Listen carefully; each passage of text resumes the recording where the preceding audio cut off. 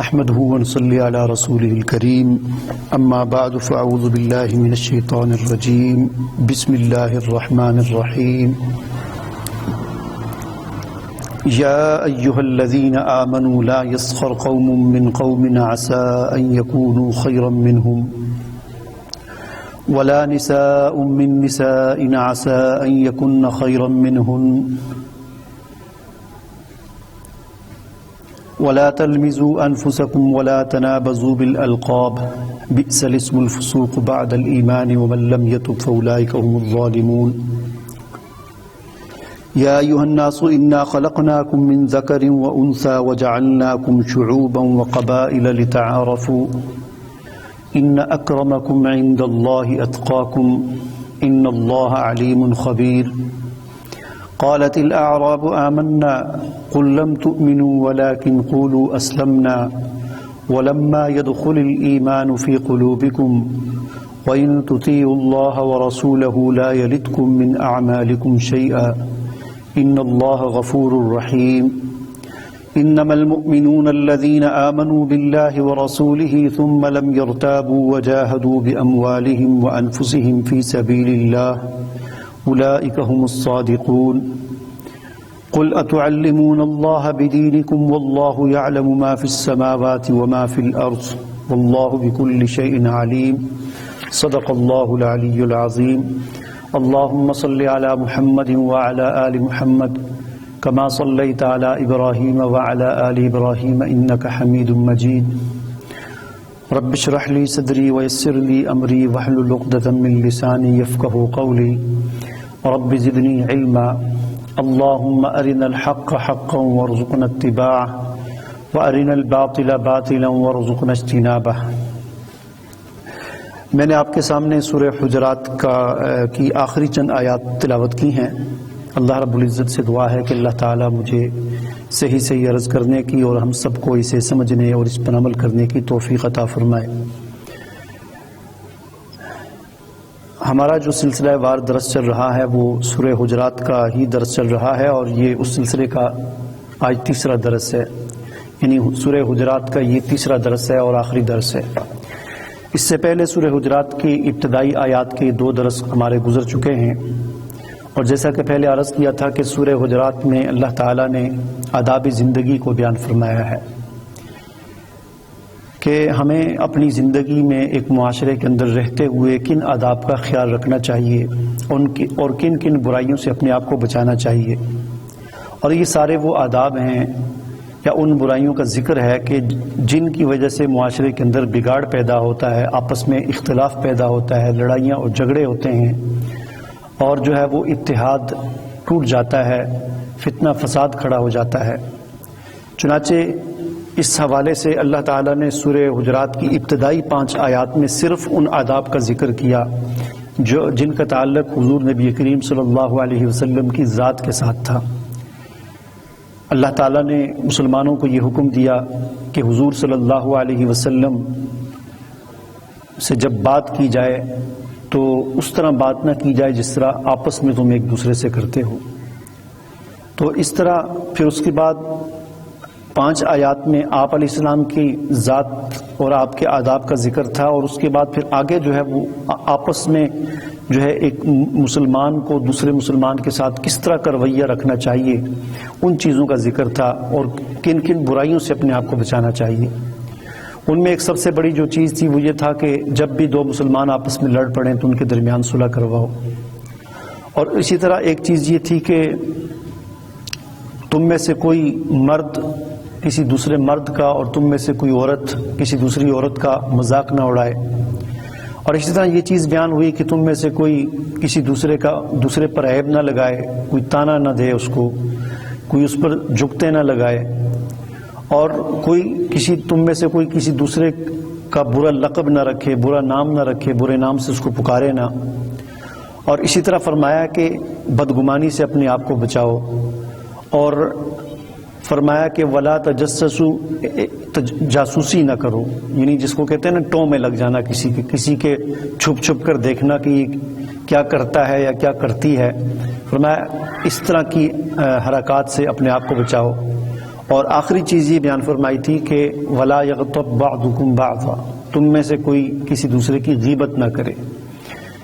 تو یہ ساری جو چیزیں، جن چیزوں کی ممانعت اللہ تعالیٰ نے اس سورہ مبارکہ میں بیان فرمائی، یہ ساری چیزیں، یہ سارے فعل جو ہیں، سارے کام حرام ہیں، ان کا ارتکاب کرنا حرام اور بہت بڑے گناہ ہیں یہ سارے۔ غیبت ہو گئی، چغلی ہو گئی، اور جو ہے کسی کی ٹو میں لگ جانا، برا لقب رکھنا، کسی کو تانا دینا، کسی پر جغت لگا دینا، اور کسی کا مذاق اڑانا، یہ ساری چیزیں حرام چیزیں ہیں، تو ان سے اللہ تعالیٰ نے منع فرمایا۔ اب آج کی جو آیات میں نے آپ کے سامنے تلاوت کی ہیں، ان آیات میں اللہ تعالیٰ نے پوری انسانیت کو خطاب فرمایا ہے، پوری کی پوری انسانیت کو، یا ایھا الناس، یعنی یہ وہ برائیاں ہیں، یہ وہ چیزیں ہیں کہ جن کا تعلق صرف مسلمانوں سے نہیں ہے، یعنی جس چیز کا بھی ذکر ہو رہا ہے اس میں پوری انسانیت کو خطاب کر کے یہ بات بتائی جا رہی ہے کہ یا ایھا الناس، اے انسانوں، انا خلقناکم من ذکر و انثی، بے شک ہم نے تمہیں پیدا کیا ہے ایک مرد اور ایک عورت سے، وجعلناکم شعوبا وقبائل لتعارفوا، اور ہم نے تمہارے خاندان بنائے، ہم نے تمہاری جو ذاتیں بنائیں اور ہم نے جو تمہارے قبیلے بنائے، لتعارفوا، یہ ہم نے تعارف کے لیے بنائے ہیں۔ ان اکرمکم عند اللہ اتقاکم، بے شک اللہ کے نزدیک سب سے زیادہ عزت والا وہ شخص ہے جو تم میں سے سب سے زیادہ متقی ہے۔ ان اللہ علیم خبیر، بے شک اللہ تعالیٰ خوب جاننے والے اور خبر رکھنے والے ہیں۔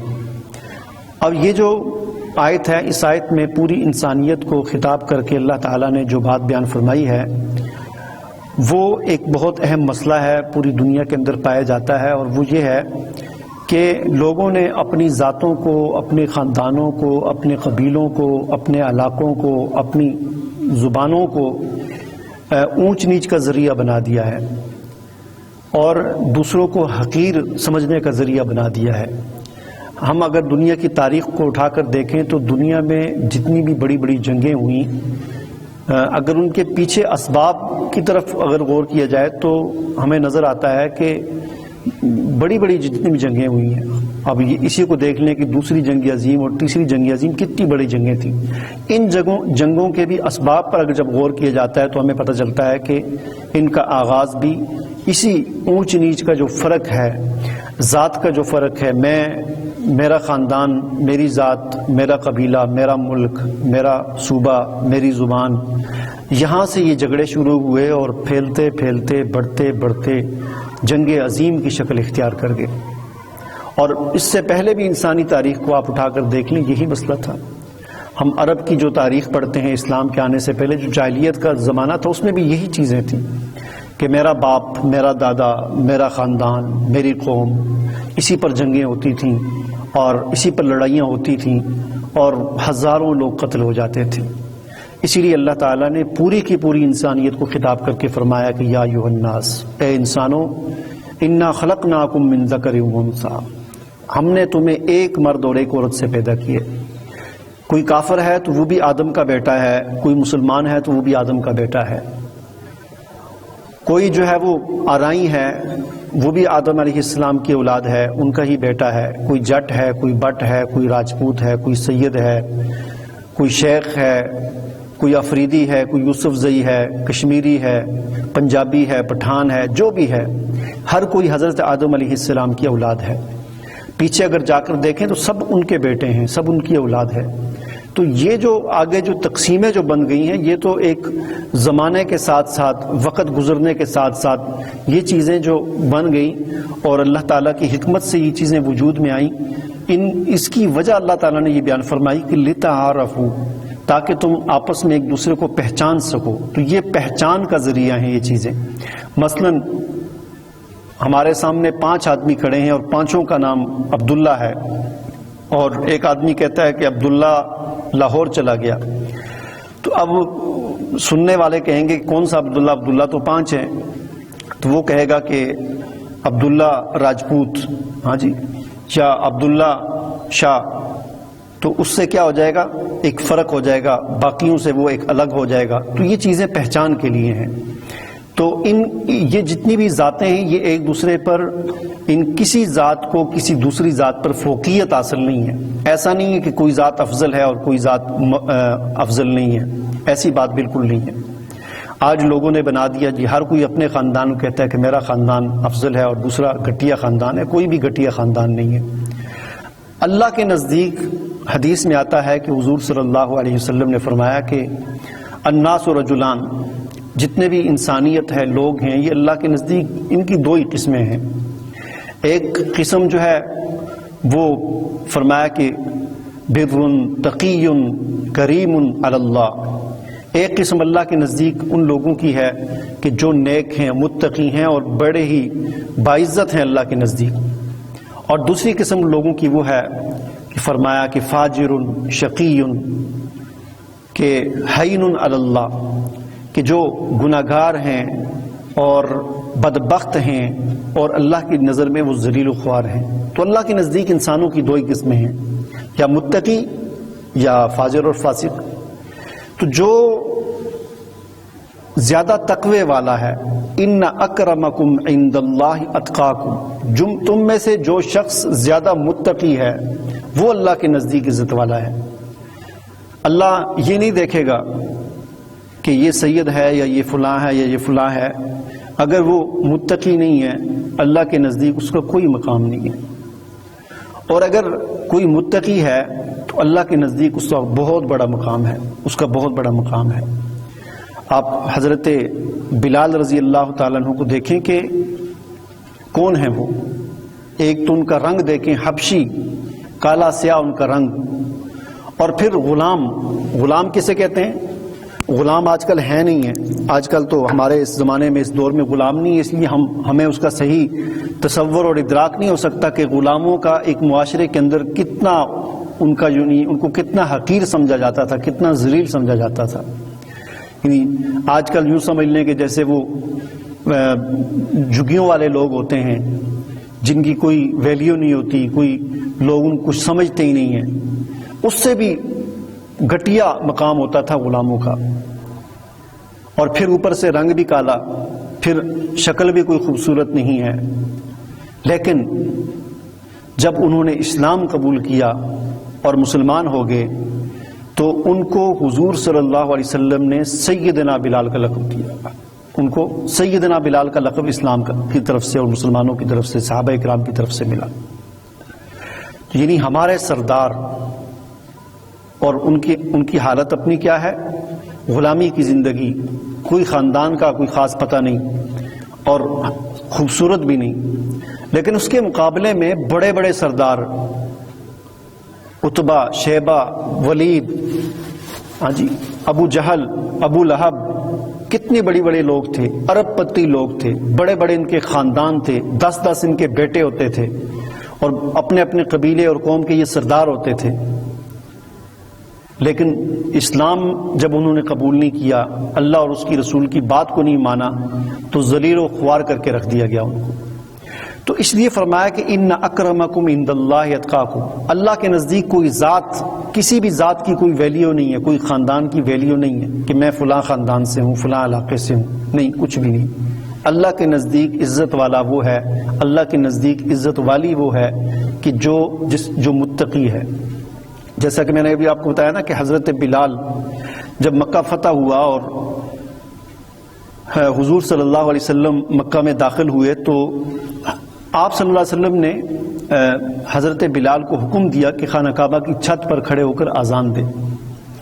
حضرت بلال خانہ کعبہ کی چھت پر کھڑے ہو کر انہوں نے اذان دی. تو وہاں کے جو سردار تھے، بڑے بڑے کافر سردار جو تھے، ابو سفیان ابھی اس وقت مسلمان نہیں ہوئے تھے، حارث بن ولید اور اس قسم کے دوسرے کچھ سردار تھے، تو وہ وہاں دیکھ رہے تھے. تو ان میں سے ایک سردار نے کہا کہ اپنے باپ کو، اس کا باپ فوت ہو چکا تھا، اپنے باپ کو مخاطب کر کے کہا، او باپ، شکر ہے تو پہلے فوت ہو گیا، تجھے آج یہ دن نہیں دیکھنا پڑا کہ ایک حبشی غلام خانہ کعبہ کی چھت پر کھڑے ہو کے اذان دے رہا ہے. یعنی اتنا افسوس ہوا ان کو.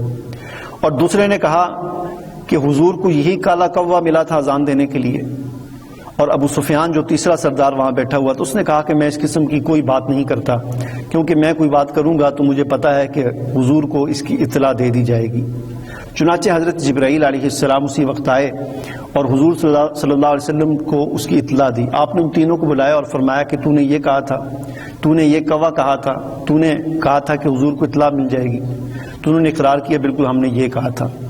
تو عرض کرنے کا مقصد یہ ہے کہ اسلام اور تقوی اور اطاعت اللہ رسول کی یہ چیز عزت والی ہوتی ہے، اس چیز کی وجہ سے کسی کو اللہ کے نزدیک مرتبہ بھی ملتا ہے، مقام بھی ملتا ہے۔ ورنہ کسی کے پاس جتنا مرضی پیسہ ہو، جتنی مرضی دولت ہو، جتنا مرضی اس کے خاندان ہو، اس کے پاس عہدے ہوں، منصب ہوں، اگر تقوی نہیں ہے، پرہیزگاری نہیں ہے، اللہ رسول کی اطاعت نہیں ہے، تو اس کی کوئی ویلیو نہیں ہے اللہ کے نزدیک، کوئی حیثیت نہیں ہے اس کی اللہ کے نزدیک۔ ان اللہ علیم خبیر، بے شک اللہ تعالیٰ خوب جاننے والا اور خبر رکھنے والا ہے۔ یہاں پر ایک اور بات کی وضاحت کرنا بھی ضروری ہے، وہ یہ ہے کہ ہمارے ہاں جو شادی بیاہ کے حوالے سے ایک چیز ہماری کتابوں کے اندر، فقہ کتابوں کے اندر لکھی ہوئی ہے، شادی کا ایک قانون لکھا ہوا ہے کہ شادی میں کف کا خیال رکھنا چاہیے۔ کف کسے کہتے ہیں؟ اس کا مطلب جو ہے ہمارے ہاں بہت غلط مشہور ہو چکا ہے۔ لوگ جو ہیں وہ کف سمجھتے ہیں ذات، حالانکہ کف کا مطلب ذات نہیں ہوتا۔ لوگ سمجھتے ہیں کہ جو شریعت کی اور فقہ کتابوں میں جو لکھا ہوا ہے کہ شادی کف میں کرنی چاہیے، تو لوگوں نے اس کا مطلب لے لیا ہے کہ اپنے خاندان میں کرنی چاہیے اور اپنی ذات میں، اپنی جو ذات ہے، یعنی کوئی آفریدی ہے، کوئی کشمیری ہے، یا کوئی آرائی ہے، جٹ ہے، بٹ ہے، راجپوت ہے، فلاں ہے، شیخ ہے، تو لوگ سمجھتے ہیں کہ اسی میں ہم نے شادی کرنی ہے، یہ شاید شریعت کا مسئلہ ہے۔ تو شریعت کا مسئلہ یہ نہیں ہے، کف اسے نہیں کہتے۔ کف اصل میں جو فقہا نے جو اصطلاح لکھی ہے کہ شادی میں کف کا خیال رکھنا چاہیے، اس کا مطلب یہ ہے کہ شادی جو ہے وہ دو افراد جو ہیں ان کی ایک آپس میں جو بندھن ہوتا ہے، اس میں جو ان کی جو ازدواجی زندگی جو آگے گزرنی ہوتی ہے ان کی، اس زندگی کو کامیاب بنانے کے لیے کچھ چیزیں ایسی ہوتی ہیں کہ ان کا آپس میں برابر ہونا یا برابر کے قریب ہونا یہ زیادہ بہتر ہوتا ہے۔ یعنی جن دو افراد کی شادی ہونے والی ہے تو ان کی زندگی کو بہتر بنانے کے لیے زیادہ سے زیادہ ان کے اندر مماثلت پیدا کرنا، ان کے اندر برابری پیدا کرنا، یہ زندگی کو کامیاب بنانے کے لیے ضروری ہوتا ہے۔ اگر ان دونوں کے درمیان مماثلت نہیں ہوگی، یعنی دونوں کے درمیان اکثر زیادہ تر چیزوں میں برابری نہیں ہوگی، تو پھر ان کی زندگی جو ہے وہ ذرا آپس میں مشکل ہو جائے گی، ان کا آپس میں نباہ نہیں ہو سکے گا۔ مثال کے طور پر طرز زندگی دونوں کا ایک ہونا چاہیے، یعنی جو لڑکی کا خاندان ہے اور جو لڑکے کا خاندان ہے، ان دونوں کا طرز زندگی کوشش کرنی چاہیے کہ ایسے دو یعنی لڑکے اور لڑکی کی آپس میں شادی ہو کہ جن کا طرز زندگی ایک طرح کا ہو، یا جن کا جو ہے وہ معاشی اعتبار سے دونوں برابر کے ہوں، معاشرتی اعتبار سے دونوں ایک طرح کے ہوں۔ یعنی اس قسم کی جو چیزیں ہوتی ہیں، معاشی، معاشرتی، طرز زندگی اور خصلتیں، عادات وغیرہ، ان چیزوں میں جتنی زیادہ مماثلت ہوگی اور جتنی زیادہ ایک دوسرے سے ملتی جلتی یہ چیزیں ہوں گی، اتنی ہی آسانی کے ساتھ اور بہترین طریقے سے ان دونوں کی زندگی گزرے گی۔ اگر ان چیزوں میں فرق آ جائے تو پھر ان کا آپس میں ملاپ نہیں ہوتا، ان کا آپس میں پھر جوڑ چلتا نہیں ہے، وہ پھر ہر وقت جھگڑے لگے رہتے ہیں۔ مثلاً لڑکے کی طرز زندگی، لڑکے کا جو خاندان ہے اس کی طرز زندگی کوئی اور طرح کا ہے، لڑکی کا جو خاندان ہے اس کا طرز زندگی کوئی اور طرح کا ہے، تو وہ جب ان کی شادی ہوتی ہے تو وہ بڑا مسئلہ ہو جاتا ہے ان کے لیے، ایک دوسرے کا طریقہ اختیار کرنا، ایک دوسرے کا طرز زندگی، اپنا طرز زندگی چھوڑ کر وہ اختیار کرنا، وہ بڑا مسئلہ بن جاتا ہے۔ اسی طرح عادات کا فرق ہو جائے، لڑکے کی عادات اس کے خاندان کی عادات کچھ اور طرح کی ہیں، لڑکی اور اس کے خاندان کی عادات کچھ اور طرح کی ہیں۔ اسی طرح معاشی اعتبار سے ایک بہت زیادہ امیر ہے، دوسرا بہت زیادہ غریب ہے۔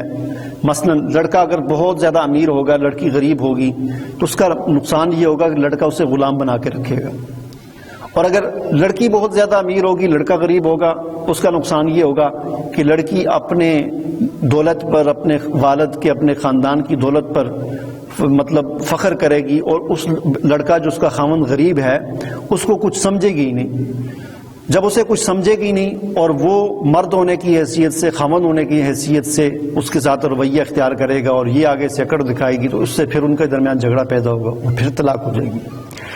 تو کفر کا مطلب یہ ہوتا ہے کہ اس قسم کی جو چیزیں ہیں ان کے اندر زیادہ سے زیادہ یہ کوشش کی جائے کہ دونوں میں برابری ہو جائے، دونوں کی عادات، دونوں کی روایات، دونوں کا طرز زندگی، دونوں کے معاشی حالات، دونوں کے معاشرتی حالات، یہ چیزیں زیادہ سے زیادہ برابر ہو جائیں تو اس سے پھر زندگی جو ہے وہ دونوں کی اچھے طریقے سے گزرتی ہے۔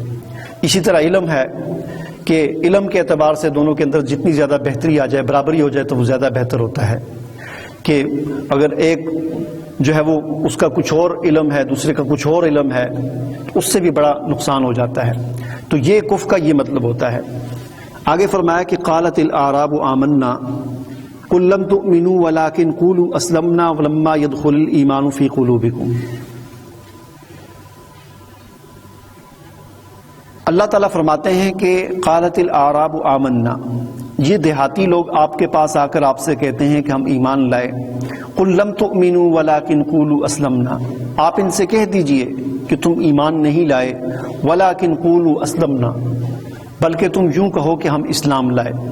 ولما يدخل الايمان في قلوبكم، ایمان ابھی تمہارے دلوں میں داخل نہیں ہوا۔ وَإِن تُطِيعُوا اللَّهَ وَرَسُولَهُ لَا يَلِتْكُم مِّنْ أَعْمَالِكُمْ شَيْئًا، اور اگر تم اللہ کی اطاعت کرو اور رسول کی اطاعت کرو تو لا يَلِتْكُم مِّنْ أَعْمَالِكُمْ شَيْئًا، تو اللہ تمہارے اعمال میں سے کچھ بھی کم نہیں کرے گا۔ ان اللہ غفور رحیم، بے شک اللہ تعالیٰ بڑا مہربان اور بخشش کرنے والا ہے۔ اس آیت میں ایک اور واقعے کی طرف اشارہ ہے، وہ یہ ہے کہ مدنی زندگی میں کچھ مدینہ کے آس پاس دور دراز جو کچھ قبائل ایسے تھے کہ ان پر قحط آ گیا، مشرک لوگ تھے، کافر تھے، تو ان کے بارشیں نہیں ہوئیں، قحط آ گیا، غربت آ گئی، لوگ جو ہے کھانے پینے کے لیے ترس گئے۔ تو کچھ قبائل ایسے تھے کہ جو اس غربت کی وجہ سے، اس قحط کی وجہ سے مسلمان ہو گئے کہ شاید ہم مسلمان ہو جائیں تو مسلمان ہمارے ساتھ کچھ تعاون کریں گے، تو انہوں نے اسلام قبول کر لیا، اور اسلام قبول کرنے کے بعد مدینہ میں آئے، حضور سے آ کر ملاقات کی اور کہا کہ دیکھیں ہم مسلمان ہو گئے، آپ ہمارے ساتھ کوئی تعاون کریں، اور ساتھ یہ بھی کہنے لگے کہ یعنی احسان جتانے لگے اپنے اسلام کا کہ دیکھیں جی آپ نے باقی لوگوں کے ساتھ جنگیں کی ہیں، بڑے بڑی جنگیں کی ہیں، اور پھر جا کر وہ لوگ مسلمان ہوئے اور ہم بغیر جنگ کے مسلمان ہو گئے۔ دیکھیں ہم نے کتنا بڑا احسان کر لیا، گویا کہ ہم بغیر جنگ کے، بغیر آپ کے کہ خود مسلمان ہو کے آپ کے پاس آ گئے، لہٰذا ہمارے ساتھ کوئی تعاون کریں، کوئی زکوٰۃ، صدقات، خیرات وغیرہ ہمیں دیں، ہمارے حالات ٹھیک نہیں ہیں۔ تو اس پر اللہ تعالیٰ نے یہ آیت تقریباً نازل فرمائی کہ قالت الاعراب آمنا، یہ دیہاتی آپ کے پاس آ کر کہتے ہیں کہ ہم ایمان لائے۔ قل لم تؤمنوا، آپ ان سے کہہ دیجئے کہ تم ایمان نہیں لائے، ولکن قولوا اسلمنا، بلکہ تم یہ کہو کہ ہم اسلام لائے۔ اب یہاں پر دیکھیں ایک چیز تھوڑی سی بیان ہو رہی ہے کہ وہ کہ تم ایمان نہیں لائے بلکہ تم اسلام لائے ہو۔ تو ایمان اور اسلام، اس میں تھوڑا سا وہ ایک یعنی فرق کہہ لیں آپ، اس کو سمجھنے کی ضرورت ہے کہ اسلام اور ایمان، یعنی ایمان نہیں لائے اسلام لائے ہو، تو اس کا کیا مطلب ہوا؟ کیا ایسا ہو سکتا ہے کہ کوئی آدمی مسلمان ہو اور مومن نہ ہو؟ تو یہی بات یہاں پر بیان کی جا رہی ہے کہ تم نے اسلام کا، مسلمانی کا دعویٰ کیا ہے، ابھی ایمان تمہارے دلوں میں داخل نہیں ہو، تم ابھی مومن نہیں بنے۔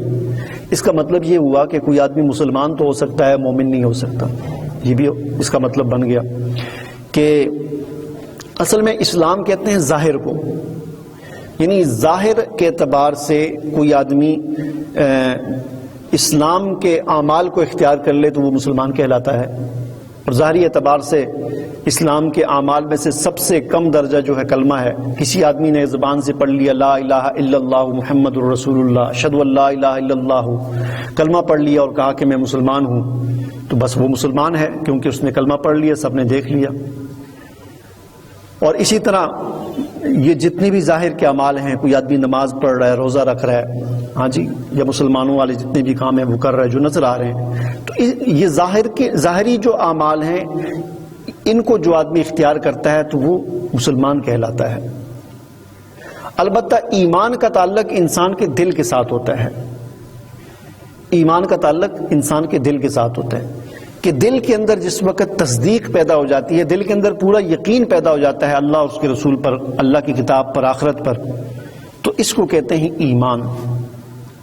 آج جو ہے اگر ہم اپنی حالت کو دیکھیں تو ہم میں سے اکثر لوگ آج کی دنیا میں، ہم میں سے جتنے بھی مسلمان ہیں سارے مسلمان ہی ہیں، ایمان والے بہت کم ہیں، مومن ہم میں سے بہت کم ہیں، کیونکہ اکثر لوگوں کو اسلام جو ہے وراثت میں ملا ہے.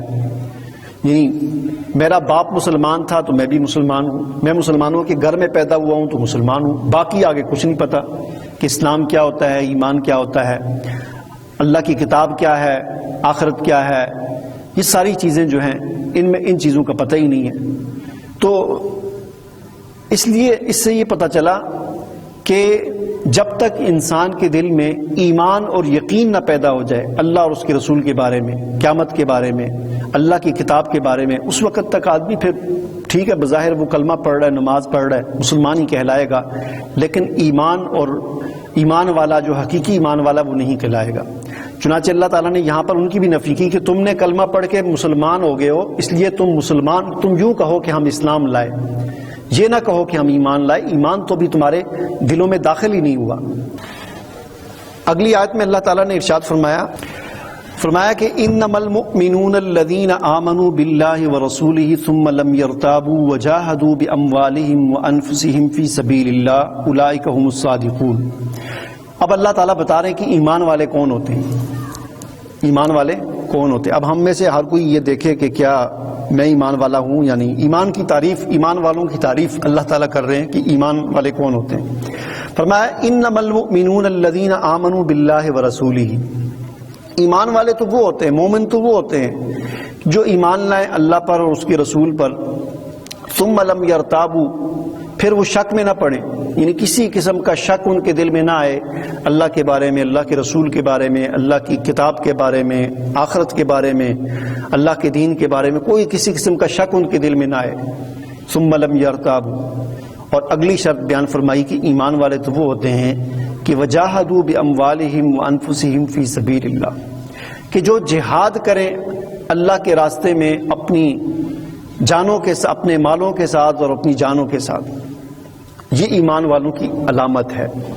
اولئک هم الصادقون، تو یہ سچے ہیں. یعنی جو یہ کام کرتا ہے تو وہ اگر کہتا ہے کہ میں ایمان والا ہوں تو وہ سچا ہے. اگر کوئی یہ کام نہیں کرتا، اگر وہ اپنے جان اور مال کے ساتھ اللہ کے راستے میں جہاد نہیں کرتا، تو وہ اگر کہے کہ میں ایمان والا ہوں تو پھر فرمایا کہ وہ جھوٹا ہے، سچا نہیں ہے. سچا کون ہے؟ جو اللہ کے راستے میں اپنی مال اور جان کے ساتھ جہاد کرے. اب ہم میں سے ہر کوئی اپنے گریبان میں جھانکے کہ کیا میں نے کبھی اپنی زندگی میں اپنی مال اور جان کے ساتھ جہاد کیا؟ اب جہاد کو بھی سمجھ لیں کہ جہاد سے، جب بھی ہم جہاد کا لفظ سنتے ہیں تو جہاد کا لفظ سنتے ہی ہمارا ذہن جنگ کی طرف چلا جاتا ہے. تو یہ بات یاد رکھیں کہ قرآن حکیم میں جہاد کا لفظ بھی ہے اور قتال کا لفظ بھی ہے. قتال جو ہے یہ صرف جنگ کے لیے بولا جاتا ہے، جبکہ جہاد جنگ کے لیے بھی بولا جاتا ہے کبھی کبھی، اور کبھی کبھی جنگ کے علاوہ جد و جہد کرنے کے لیے بھی بولا جاتا ہے. لہٰذا جہاد کا صرف یہ مطلب نہیں ہے کہ جنگ ہی کرنا، بلکہ جہاد کا مطلب جہاد کے 3 درجے ہوتے ہیں، 3 سٹیپ ہوتے ہیں، اس کے 3 منزلیں آپ کہہ لیں ہوتی ہیں، 3 مرحلے ہوتے ہیں جہاد کے. پہلا مرحلہ جہاد کا ہوتا ہے جہاد مع النفس، جہاد بالنفس، کہ اپنے نفس کے ساتھ جہاد کرنا. اور جہاد کا دوسرا مرحلہ ہوتا ہے کہ باطل نظریات کے خلاف جہاد کرنا، معاشرے کے اندر جو غلط عقائد، نظریات پھیلے ہوئے ہیں، جو برائیاں پھیلی ہوئی ہیں، ان کے خلاف جہاد کرنا. اور جہاد کا پھر تیسرا مرحلہ ہوتا ہے کہ اللہ کے دین کو، اللہ کے نظام کو قائم کرنے کے لیے جہاد کرنا. اس میں پھر جنگ بھی ہوتی ہے. تو یہ جہاد کے 3 سٹیپ ہیں، 3 اس کے منزلیں ہیں، 3 اس کے جو ہے وہ سمجھ لیں کہ مرحلے ہیں. تو جہاد کرنا اپنی جانوں اور مالوں کے ساتھ، اس میں یہ تینوں چیزیں آ گئی کہ ایمان والا وہ ہے، یعنی اپنے ایمان کے دعوے میں سچا وہ ہے کہ جو اپنے نفس کے خلاف بھی جہاد کرے، جو معاشرے کے اندر باطل عقائد، نظریات اور برائیاں پھیلی ان کے خلاف بھی جہاد کرے، اور جو اللہ کے دین کو قائم اور نافذ کرنے کے لیے بھی جہاد کرے. اب ہم میں سے ہر کوئی یہ سوچے اپنے گریبان میں جھانکے کہ کیا میں نے یہ تینوں مراحل کو طے کیا ہے یا اس پر چلنا شروع کر دیا ہے؟ اگر تو شروع کر دیا تو پھر ہمیں اللہ کا شکر ادا کرنا چاہیے، ورنہ ہمیں اس کا آغاز کرنا چاہیے، اس جہاد کا. جہاد بن نفس کیا ہوتا ہے؟ اپنے نفس کے خلاف جہاد کرنا. اپنے نفس کے خلاف جہاد کرنا یہ ہوتا ہے کہ نماز پڑھنے کو دل نہیں کرتا، یعنی نفس کہتا ہے نماز چھوڑو، صبح سردی ہے، نیند آئی ہوئی ہے، تو اپنے نفس کے خلاف جہاد کرنا پڑتا ہے، اپنے نفس کو دبانا پڑتا ہے، اس کے اوپر پاؤں رکھ کے اٹھ کر نماز پڑھنی پڑتی ہے. رمضان آتا ہے تو نفس کہتا ہے کہ گرمی ہے، پیاس لگے گی، بھوک لگتی ہے، روزہ نہ رکھو، لیکن اپنے نفس کے خلاف جہاد کرتے ہوئے ہمیں اپنے نفس کو دبا کر روزہ رکھنا پڑتا ہے. اور اسی طرح زکوٰۃ ہے، نفس کہتا ہے کہ یہ تمہاری کمائی ہے، تم نے کتنی محنت سے پیسے کمائے ہیں، اس کو بغیر کسی وجہ کے کسی کو غریب کو دے دینا، تو اپنے نفس کو دبا کر وہ زکوٰۃ نکالنی پڑتی ہے، حج کرنا پڑتا ہے، باقی اعمال کرنے پڑتے ہیں، تلاوت کرنی پڑتی ہے. اس کو کہتے ہیں ہم نفس کے جہاد بن نفس، اپنے نفس کے خلاف جہاد کرنا. یہ پہلا مرحلہ ہے. یعنی آسان الفاظ میں یوں سمجھ لیں کہ جہاد کا پہلا مرحلہ یہ ہے کہ دین پر خود عمل کرنا، یعنی اللہ کا جو دین ہے اور جو رسول اللہ صلی اللہ علیہ وسلم کے ذریعے سے آیا ہے اس دین پر خود عمل کرنا، یہ جہاد بن نفس ہے. جہاد کا دوسرا مرحلہ آ جاتا ہے کہ باطل عقائد و نظریات اور برائیوں کے خلاف جہاد کرنا. اس چیز کو ہماری شریعت کی اصطلاح میں تبلیغ کہتے ہیں، دعوت کہتے ہیں، شہادت علی الناس کہتے ہیں، امر بالمعروف کہتے ہیں، نہی عن المنکر کہتے ہیں. یہ سارے نام اسی چیز کے نام ہیں کہ برائیوں کے خلاف جہاد کرنا، امر بالمعروف کرنا، نیکیوں کا حکم کرنا، لوگوں کو برائیوں سے منع کرنا، لوگوں کو دین کی طرف بلانا، لوگوں تک دین کو پہنچانا، تبلیغ کرنا. یہ ساری چیزیں جہاد ہیں. جہاد کا یہ دوسرا مرحلہ ہے جس کو آسان الفاظ میں ہم یوں کہہ سکتے ہیں کہ دین کو دوسروں تک پہنچانا. جہاد کا پہلا مرحلہ کیا تھا جی؟ دین پر خود عمل کرنا. جہاد کا دوسرا مرحلہ ہے دین کو دوسروں تک پہنچانا. اور یہ دین کو دوسروں تک پہنچانا یہ قرآن کے ذریعے سے ہوگا. حضور صلی اللہ علیہ وسلم نے دین کی تبلیغ جو ہے وہ قرآن کے ذریعے کی ہے. آج ہمارا قرآن کے ساتھ تعلق ہی نہیں ہے. آج ہم اپنے آپ کو مسلمان کہتے ہیں لیکن ہمیں قرآن پڑھنا ہی نہیں آتا، اس کی تلاوت کرنی ہی نہیں آتی. اور تیسری چیز جہاد کا جو تیسرا مرحلہ ہے وہ اللہ کے دین کو قائم کرنا، قائم کرنے کی کوشش کرنا، جد و جہد کرنا. کیونکہ اللہ کا جو دین ہے، اسلام جو ہے، یہ قائم ہونے کے لیے آیا ہے. اللہ کا نظام اس دنیا میں رائج ہونے کے لیے آیا ہے. حضور صلی اللہ علیہ وسلم نے اس نظام کو رائج کر کے دیا تھا. آپ صلی اللہ علیہ وسلم نے 23 سال جو محنت کی، جو جدوجہد کی، وہ ساری کی ساری اسی کے لیے کی. آپ نے 13 سال آپ نے مکے میں پتھر کھائے، لوگوں کی گالیاں سنی، تانے سنے، آپ کے ساتھ مذاق ہوا، آپ کو تکلیفیں دی گئیں، آپ کی بیٹیوں کو طلاقیں ہوئیں، آپ کی ناکہ بندی کی گئی 3 سال تک، آپ کے جو ہے وہ جانثار صحابہ کرام پر ظلم و ستم ہوئے، اور کیا کیا تکلیفیں آپ نے مکہ میں 13 سال اٹھائیں. آپ گلیوں میں جاتے تھے، لوگوں کی دعوتیں کر کے ان کو دعوت اسلام پہنچاتے تھے. یعنی جتنا بھی کچھ ہو رہا تھا یہ سارا کچھ اس لیے ہو رہا تھا کہ اللہ کا دین قائم ہو جائے. پھر وہاں سے آپ مدینہ میں آئے، پھر مدینہ میں آپ کو جنگیں کرنا پڑی، لڑائیاں کی آپ نے، جنگیں کی. جنگ بدر ہوئی، احد ہوئی، اور خندق ہوئی، اور تبوک ہوئی، خیبر ہوئی، بہت ساری جنگیں ہوئی. 27 غزوات میں حضور صلی اللہ علیہ وسلم نے شرکت کی. 55 سریے یعنی صحابہ کرام کے لشکر آپ نے روانہ کیے. تو یہ ساری جنگیں کس لیے ہوئیں؟ اللہ کے دین کو قائم کرنے کے لیے. چنانچہ حضور صلی اللہ علیہ وسلم نے عرب کے اندر اللہ کے دین کو قائم کر دیا. اور یہ پیشن گوئی فرما دی کہ قیامت سے پہلے ایک وقت ایسا ضرور آئے گا کہ پوری دنیا میں، دنیا کے چپے چپے پر، ہر کچے پکے مکان کے اندر اللہ کا دین نافذ ہو کر رہے گا. اور یہ وقت انشاءاللہ آنا ہے. اور اس وقت کے یہ بھی ہو سکتا ہے کہ ہماری زندگیوں کے اندر آ جائے، اور یہ بھی ہو سکتا ہے کہ ہماری زندگیوں میں نہ آئے، بعد میں آئے. لیکن ہماری یہ ذمہ داری بنتی ہے کہ ہم اس کام کے لیے، یعنی اللہ کے دین کو قائم اور نافذ کرنے کے لیے، اللہ کے نظام کو رائج کرنے کے لیے ہم اپنا حصہ ڈالیں، ہم کچھ جدوجہد کریں. اور یہ صرف مردوں کا کام نہیں ہے، یہ عورتوں کا بھی کام ہے. عورتیں بھی اس میں حصہ لے سکتی ہیں. عورتیں جو ہے جو سیکھتی ہیں، جو قرآن کی آیت، جو حدیث، جو دین کی بات آپ تک پہنچتی ہے اس کو دوسروں تک پہنچائیں. پورا آپ کے پاس ایک ہفتہ ہوتا ہے، اس ہفتے میں یہاں سے آپ دو باتیں آپ نے سیکھ لی، ایک بات آپ نے سیکھ لی، اس کو یاد رکھ لیں کہ آج میں نے یہ بات سیکھی ہے، مجھے حضور کا یہ فرمان پتہ چلا ہے، اور اگلے 7 دن تک بہت ساری عورتوں کو اپنے محلے میں، اپنے ارد گرد، اپنے رشتہ دار عورتوں کو، ان کو جا کر آپ وہ بتائیں، اور 7 دن تک وہ جو آج آپ نے سیکھا اس کو بتائیں، اور اگلے جو ہے درس میں آ کر پھر مزید جو چیزیں آپ سیکھیں اس کو. تو یہ ہے جہاد. اور یہ جہاد اگر ہم نہیں کریں گے تو پھر ہم اپنے ایمان کے دعوے میں سچے نہیں ہیں. اس لیے اللہ تعالیٰ فرماتے ہیں کہ انما المؤمنون الذین آمنوا باللہ ورسولہ، مومن تو وہ ہیں کہ جو اللہ پر ایمان لائے اور اس کے رسول پر ایمان لائیں، ثم لم یرتابوا، پھر شک میں نہ پڑیں، وجاہدوا باموالہم وانفسہم فی سبیل اللہ، اور جہاد کریں اپنے مالوں اور جانوں کے ساتھ اللہ کے راستے میں، اولئک هم الصادقون، یہ سچے ہیں. اگر ایسا نہیں ہے تو پھر سارا جھوٹ ہے، اور پھر یہ صرف دعویٰ ہی ہے ایمان کا اور اسلام کا. اللہ تعالیٰ سے دعا ہے کہ اللہ تعالیٰ ہمیں سچا اور پکا مومن بنائے.